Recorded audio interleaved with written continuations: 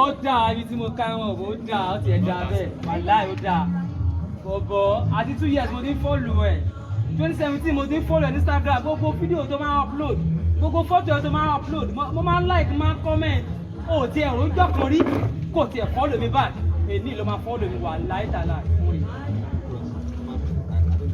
èmi náà mọ ẹjọ́ ìfọ́lò ó ti yẹ ìfẹ́ ló wà bẹ́ẹ̀ má lọ fọ́.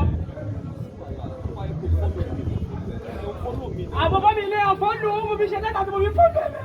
àjọ ìsì ìṣòro ẹ̀kọ́ mo nílẹ̀ mi mú nílẹ̀ máa pè yàn fún ẹ máa ṣe fún ẹ ní ìsìn.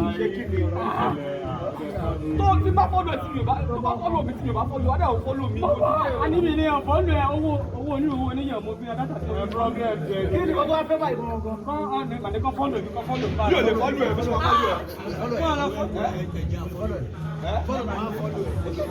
ayé fọ́lù ẹ̀ àwọn yàgà fọ́lù ẹ̀ kú ṣeré ṣeré wọn. àníwá fọ́lù ẹ̀ àníwá fọ́lù kó fọ́lù mi gbogbo ẹ̀ fọ́lù ẹ̀. ẹ má fọ máa fọ àwọn tó máa ṣe fún yín ní ìṣẹ́jẹ́ èmi ò yẹn ń tún ní ìṣẹ́ ẹ̀ ń gbà ẹ máa fọ máa dín ní bá máa jẹ fún yín ojú ẹ̀ kí ọlọ́dún àná máa fọ.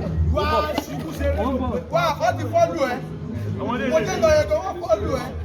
ẹ̀wọ̀n ó lè mí ẹ̀ tó ẹ̀wọ̀n ó dẹ̀ pé ìgbọ́n máa. Kọ́ńtúmọ̀ rìndì.